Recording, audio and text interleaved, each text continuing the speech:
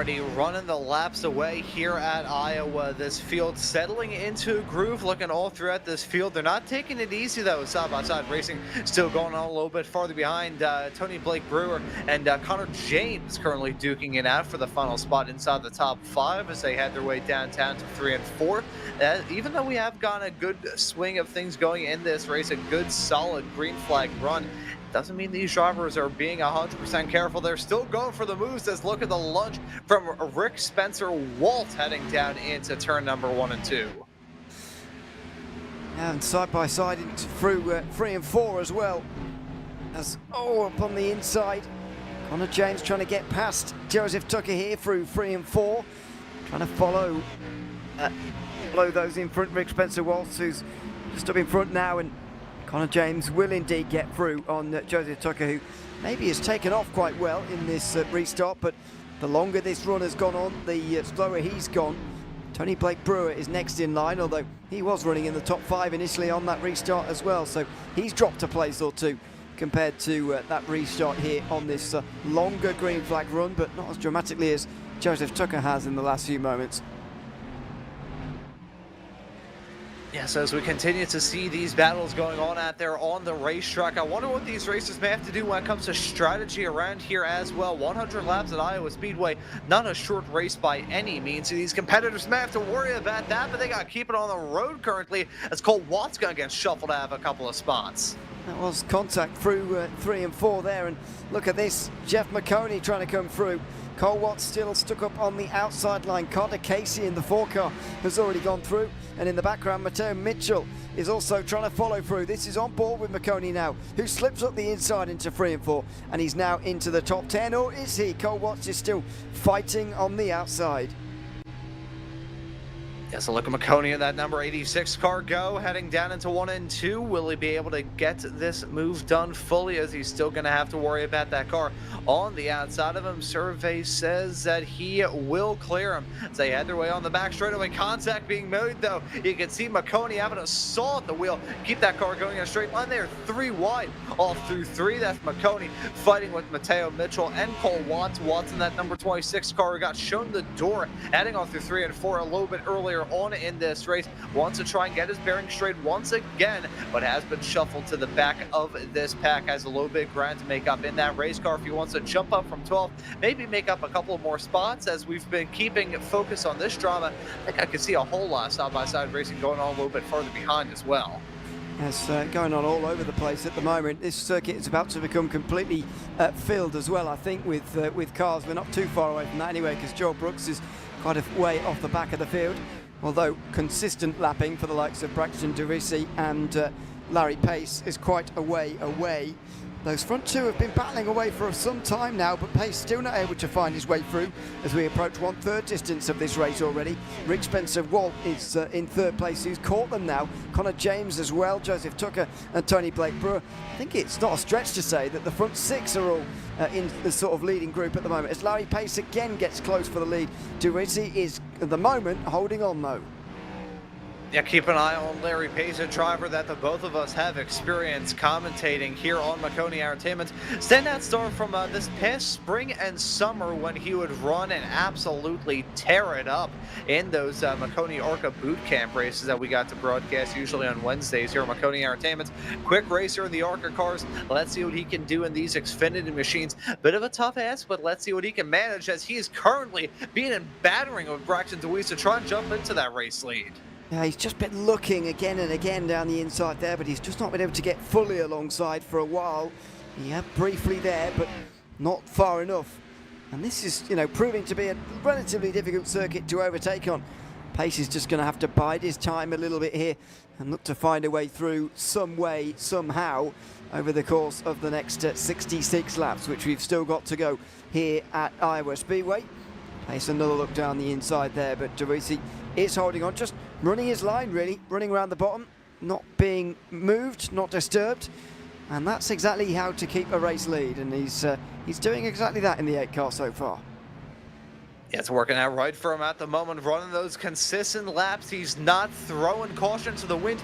He's just running consistent enough whereby he can run in that spot and shake off all other challengers like a bad case of the fleas. He's got Larry Pace right behind him, but Pace is not alone in that fight. He got Rick Spencer Walsh right behind, marked off as the number 14 on our graphics, actually running the number 31. Thank you, Trading Paints, for that. But look at him in that race car, slowly but surely hoving into view. This battle is now 3 cars strong. It was 2 cars strong for quite some time, but Rick Spencer Walsh is really putting in some good laps in that machine. Let's keep an eye on him to maybe impress in that Toyota. Yeah, let's see. As again, Rick Spencer Walsh just starting to complicate this a little bit for Larry Pace. That's the real problem for the 00 at the moment. He's got to be looking up ahead and behind as Rick Spencer Walsh looks to the inside there. He thought about diving on the inside, but again, it's very, very difficult. You can see that they're all starting to group up really behind Braxton Duisi, who's just, again, running his line, and that way you're very, very difficult to overtake. Now Larry Pace has got to employ that strategy, although he'll want to overtake the 8 car for the lead, and he won't be able to do that by running the same line as the leader. He's got to balance those 2 demands right now as lap traffic starts to come up on them. There's Joe Brooks on the inside, forcing Duisi high for the first time in this run. Yeah, so keep an eye on what sort of line that number 8 car, Braxton Deweese, will have to run. The thing with these Xfinity cars, and we've gotten the opportunity to cover a whole lot of Xfinity action with the Friday Night Lights Xfinity Series here on Maconi Entertainment. Actually going to have the season finale at Phoenix tomorrow night here, where we're going to crown a champion. But nevertheless, these cars are ones where the drivers always have to stay on their toes. They have to be at their A game at all times and adapt more than anything else. They have to change up their line, change the way that they race the cars through a longer stint. And here at this racetrack too, you got to wonder where that grip is coming in, where it's starting to fade away. And right now, I think Braxton Deweese has been able to play that game for a while, but Larry Pace is playing it too as he goes for the move down into 1. Here we go. We've been waiting for Pace for a long time to go for a move, and now he's finally got to the inside. Can he stay there in time for 3? He can't.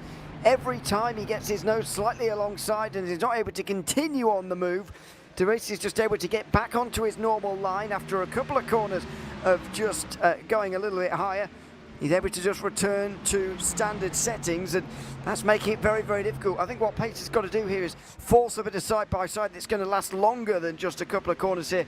That will obviously much easier said than done, of course, but that will just throw the 8 car off his game. These fleeting moves for every now and again are not quite working right now. Yeah, that's a real worry for some of these racers. Can they actually go for the moves? Do they have enough, I'm trying to think of the right word to describe it. Do they have enough of an edge to really get some overtakes done here? Because it's one thing catching up, but overtaking is an entirely different game, and whether or not these drivers will be able to play ball, that remains to be determined as we get closer and closer to the halfway mark. As much as Larry Pace has been all over Braxton Deweese like a bear rug, he hasn't really been able to get the move done. It's pretty much like having a hungry polar bear stare at you through glass. It may be a little bit terrifying, but at the end of the day, there's no real bite that's coming your way anytime soon.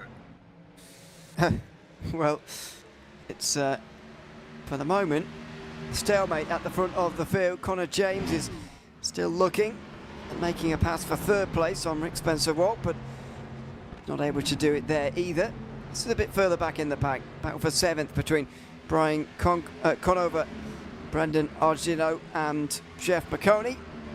There goes Arginio down the inside, forcing Conover wide. But again, if it's only going to be for 1 and 2, then it's not going to be very easy to pass. Now, Larry Pace doing the same again. He's looking up the inside through 1 and 2, but he's not able to force it into 3 and 4, I don't think, not this time anyway, as Connor James and Spencer Walsh go side by side as well, all happening at the front of the field while Maconi is trying to make up positions down here. He's not able to get past into 8th just yet.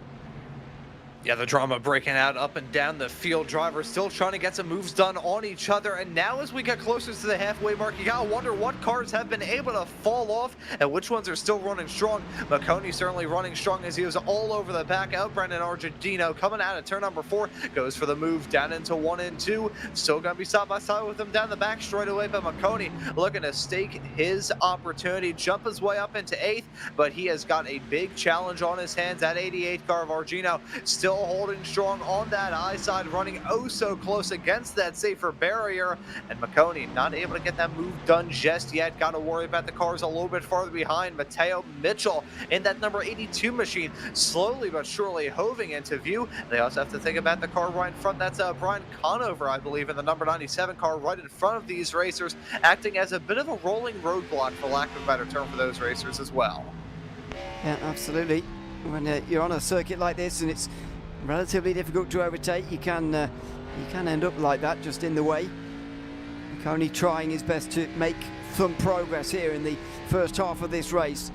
Argenio, a bit high this time round. Maconi follows. Mateo Mitchell comes down the inside, and he is alongside proper through 3 and 4.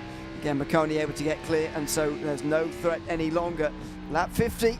We are halfway through this Fast Fridays on a Thursday from Iowa Speedway in these Xfinity cars. Maconi setup shop, and look at that contact. Maconi into the back of Argentino, and Mitchell is going to try and take advantage. And who's going to be the next to try and lunge on all this? Maconi, all sorts of crossed up, coming out of 4. He's been trying to get this moved on the 88 for quite some time, but at this point, he's going to have to worry about 2 cars instead of 1, overtaking one and have to worry about getting overtaken by the other. He clears the 88 down into 3 and 4, but he still doesn't go down to the bottom. He's waiting to fully get that move done, which he has now. Maconi now going to have the opportunity to jump onto the bottom line. Right behind, though, Argentino now having to worry about Mateo Mitchell's on the high side of him. Rather surprising to see the high side working so well for these competitors. Worked out well 2 times in a row, as that is Mitchell getting the move done on Brendan Argentino, and that number 88 car is really starting to struggle. Yeah, it certainly is. Brendan Argentino now down to 10th position. Still not that far off the lead, to be honest. The field not getting too spread out. There's only a little bit of lap traffic now for Braxton DeRisi to deal with out front. Larry Pace still incredibly close behind him. And I don't think from these top guys we will have seen pit stops just yet, so just make you wonder when they are going to decide to come in here, whether they're just going to end up waiting for a caution or whether somebody's going to be tempted to make a very rare green flag stop in one of these races. It's going to be interesting to find out, because as I say, we don't often see those green flag pit stops in these races, but also we don't often see green flag runs nearing 50 laps, but that's the position we're in right now. Yeah, and after the drama that we saw right at the beginning of this race, the fact it settled into a groove really speaks volumes about the level of talent here in this race. Everybody running strong, running smooth. Thankful to say that we're running under the lights here at Iowa, so that Midwest sun is not baking this racetrack.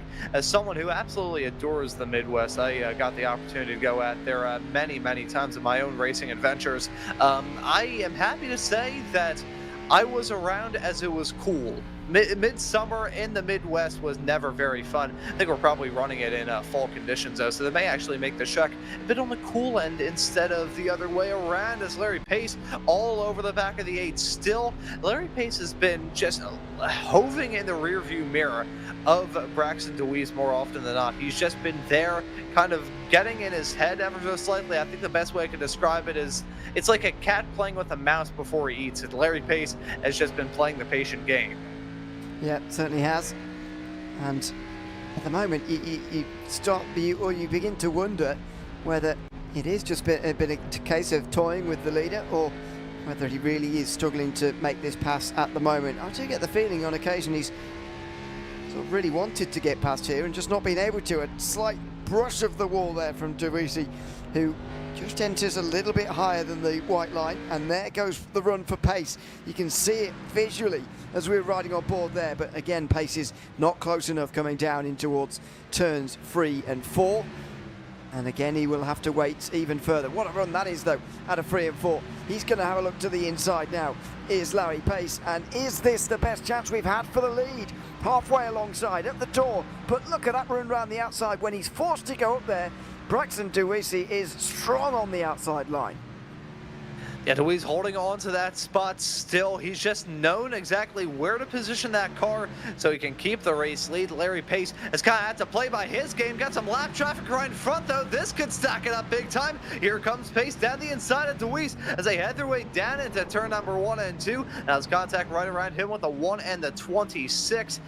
Do we have a yellow out there on the racetrack? Yes, we do, it looks like. Yeah, we do. Shame to see that long green flag run come to an end. I think Pace will be especially displeased because he had probably his best chance to actually get through there. But there you go. He has to wait. And indeed, coming to pit lane next time round. We'll see if we can find out what happened here.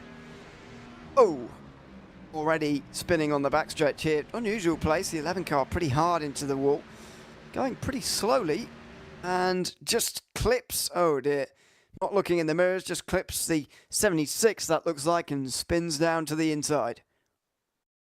Yeah, that was a very messy moment heading out of turn number 2. Yeah, I'm sure he was probably having some really, really bad handling troubles because that was quite slow heading through there and stacked up out of it. The problem with the exit of these turns, you can run so many different lines, but there's only so little room that you can work with. Speaking of little room, it's a narrow pit lane that everybody is on at the present moment. Here we go. Well, it was such a long green flag run of nearly 60 laps that it's hardly a surprise all of the drivers have had to come into pit lane. And here we go. Larry Pace actually making a bit of a move in the pit lane here as he looks to the inside. Careful not to actually spin out across the front of him there. Duisi pulls into this box though. The third last as it is. 12 car pulls up just in front of him. Now who's going to win this race off pit lane? I wouldn't imagine anybody's going to take 2 tyres. It's going to be a whole load of 4 tyre changes from these guys. And there goes Pace. Oh, that's going to be close. Very close. Either Pace or Duisi wins the race off pit lane, and it was mighty close. I think just about Braxton Duisi keeps the lead.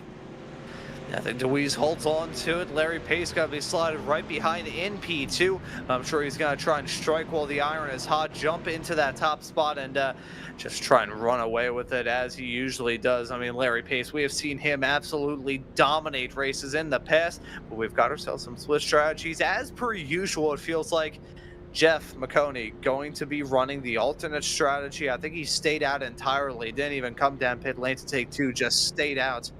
Oh, he actually came into the pits earlier. We're hearing from our producer, Christian. Thank you very much for that heads up there, Christian. And a very intriguing call from Maconi to see him come into the pits a bit earlier. Wasn't too long, though. Came into the pits, we're hearing on, was it lap 57 I heard there? So only about 6 laps ago. So slightly, he can't be in the lead then, can he? He would have lost a lap. Unless he's about to get waved by. But I completely missed that, if that was the case. But let's see here. When the lights go out, it's not making much sense at the moment. I have a feeling if that is the case, he's about to be waved by. But let's find out here. He looks like a driver who's about to get waved by, doesn't he? As he just moves up on the right-hand side of the pace car, although he might be choosing that line for the restart if he is indeed going to be dictating the field.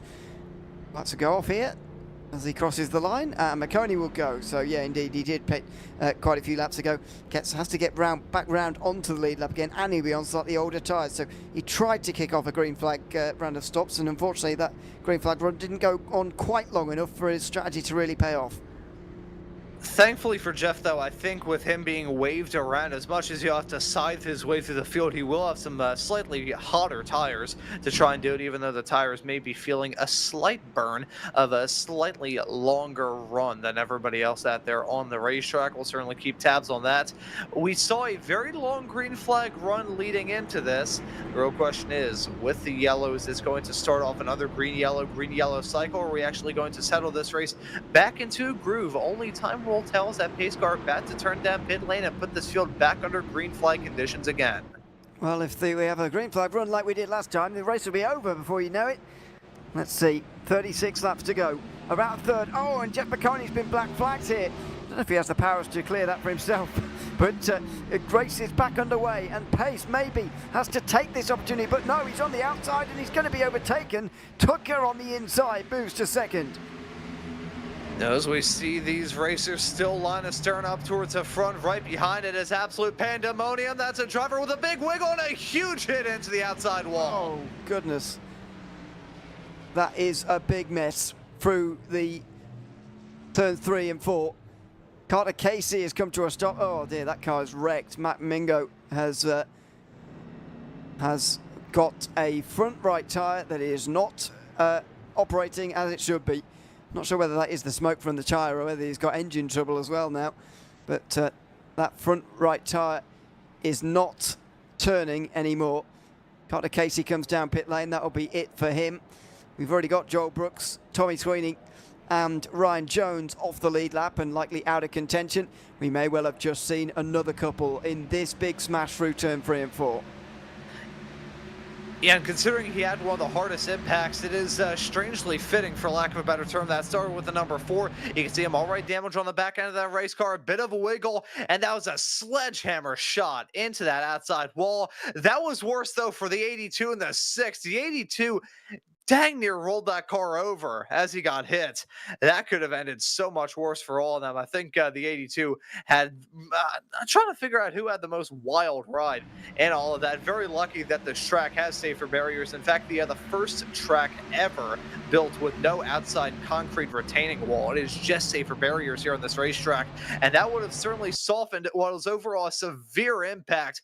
Look at that. Shoots him across the track. There goes the 6. The 6 gets plowed down by the 26. But the 82, he nearly rolled it over. You know, we've seen plenty of bizarre and wild collisions in Fast Fridays. Here, though, under the lights in Iowa, racing in a cornfield this Thursday running of this Friday Fast Fridays event, may have just seen one of the hardest hits I've ever seen from Mateo Mitchell. Oh, dear. Just nothing he could do either. Very nearly, as you say, up on his roof.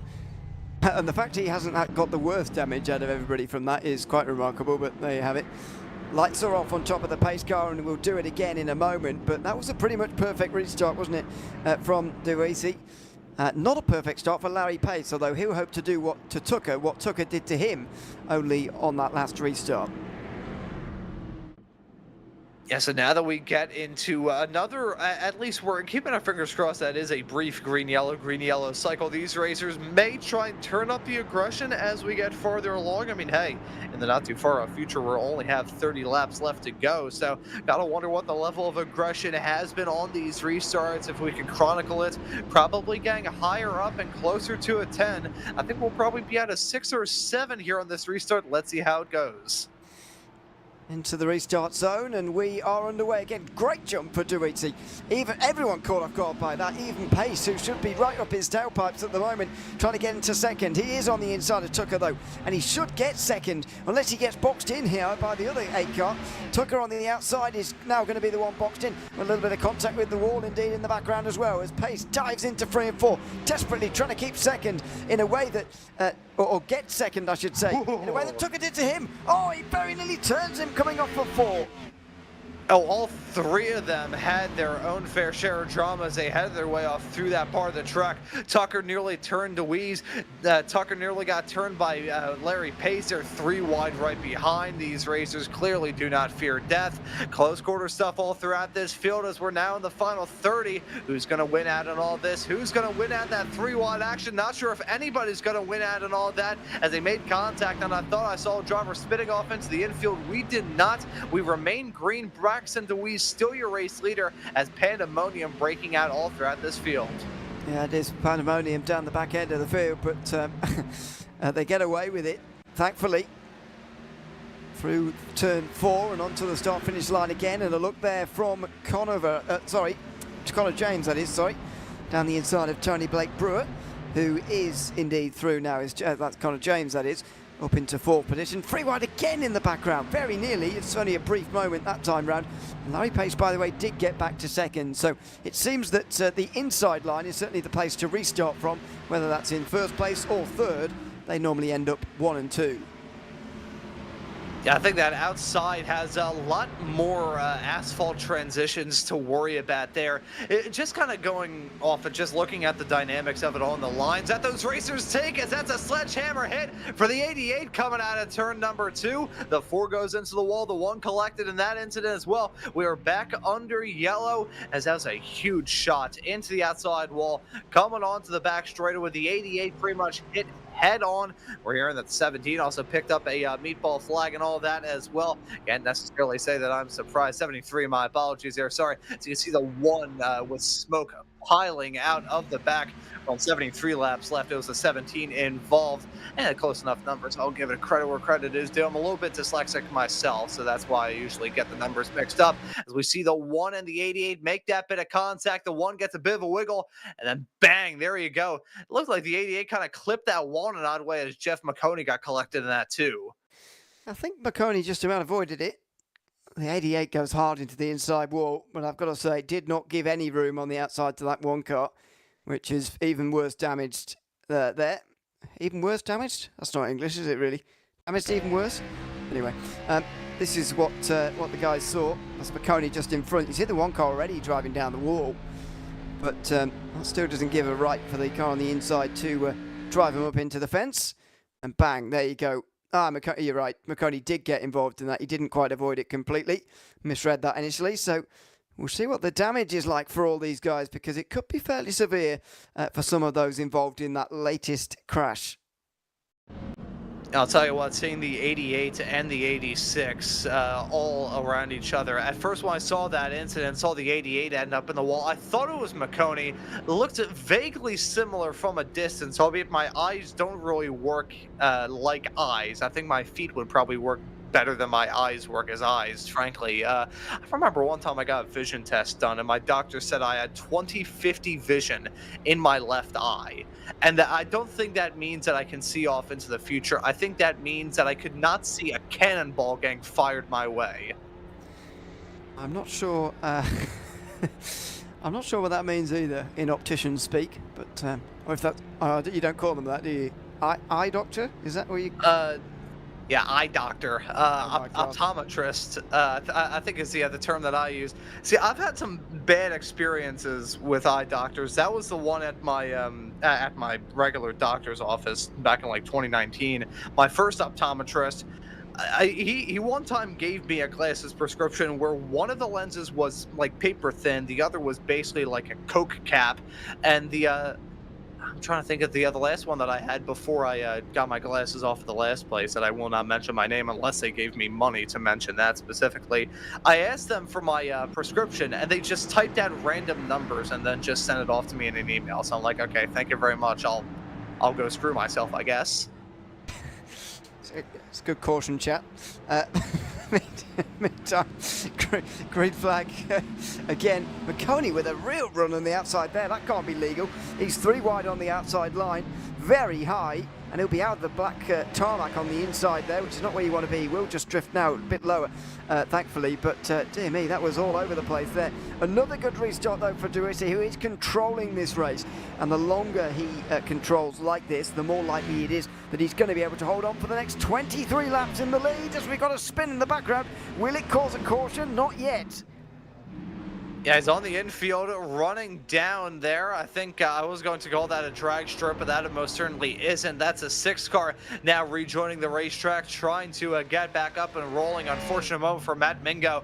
Sideways snap out of 4, hit the dirt, and was able to keep it going in a straight line, but certainly loses out on a boatload of time. He's now shuffled back to P15. Looking at the racing at the front, though, still very intense between all of these competitors. Who's going to be the one that goes for the send sooner rather than later? Getting up to the final 20 laps here, so the aggression is certainly beginning to build.